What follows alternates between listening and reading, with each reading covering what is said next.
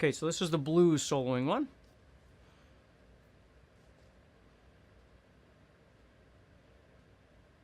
Hey, Steve Stine here. One of the coolest things for me is learning how to play bluesy over non-bluesy style chord progressions, which is something that I've done in various bands my whole life. I might, oftentimes I might take a song and maybe the first solo is really compliant to what it's supposed to be. It's the style of music that it is and all that sort of thing.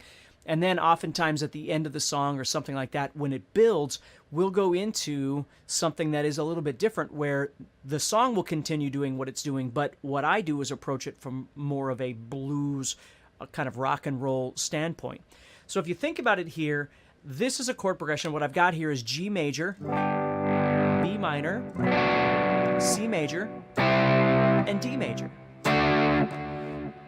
It doesn't service any element of blues per se being the way it is, but what we can do is we can import blues ideas. So what I do is I combine blues isms with the obligation that I have to still create some element of melody, because if I just get in there, now I'm playing in the G major, E minor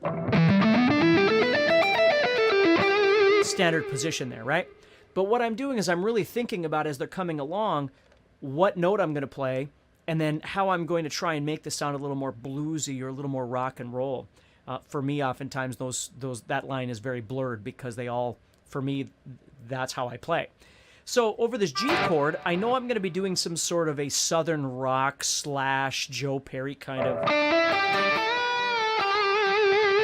of stuff like that, right? Where I'm targeting this G, but I'm going to wind up doing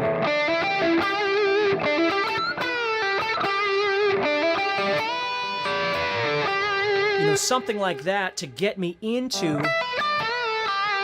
that G, okay?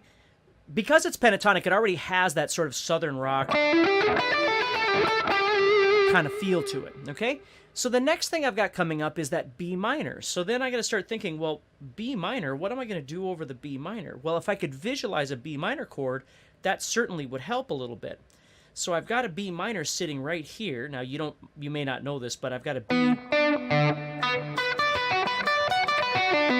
sitting right there. So that might be the note that I go to because it's still pentatonic underneath there, okay?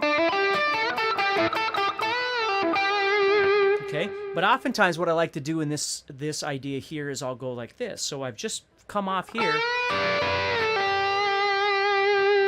Okay, and here comes that B, so what I'll do is I'll go up here to that A, over that B, which sounds kind of cool. And if I don't like that, I can always try and drop back and think, well, let's see here, I could go, which sounds super cool too, dropping back.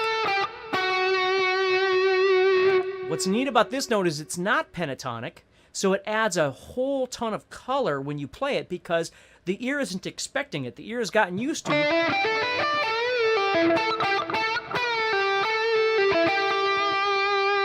so then when you drop back,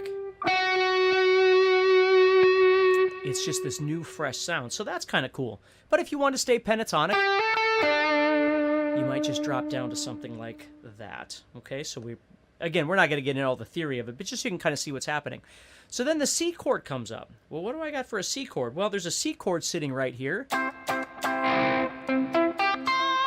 So again, it's nice to be able to visualize my chords to be able to find these. So I could just move up to this note right here. Okay, and then the D chord comes up. Well, I got a D chord sitting right here. Okay, so I could certainly go to any of those, okay? So what I'm going to do is I'm going to play again, but again, the solo may change a little bit because I'm just kind of jamming here, right? So just so you can kind of see how this works. So here we go. Oh, I'm going to turn my metronome off. There we go. I like that sound.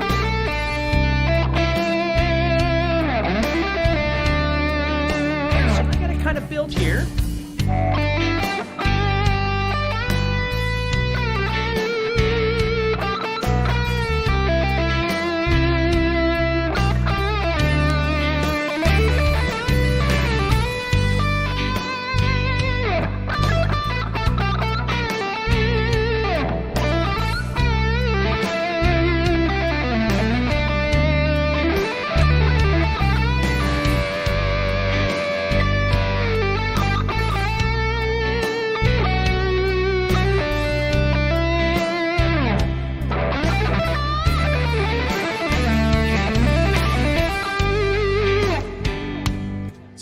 can see how I'm just adding this cool little bluesy feel to a non-bluesy chord progression, which again, there's all kinds of players that you might listen to that do this all the time.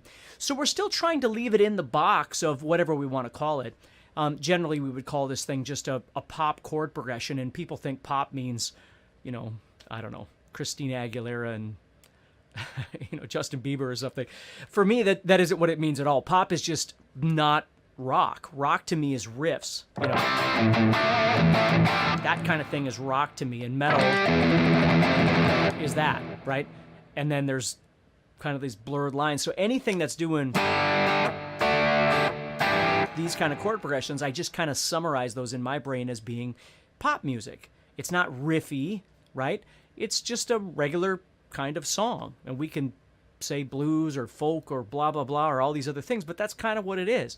So when I go to solo over the top, I'm either approaching it from a real strict sort of, I want it to sound really appropriate, or I'm going to mix some elements in there to try and make it sound a bit more like I think it should sound, which is what I do most of the time. So hopefully this will help you a little bit, give you some insight into a way of using your blues in a non-blues situation, and see if that helps you a little bit. So take care, practice hard, and I'll talk to you soon.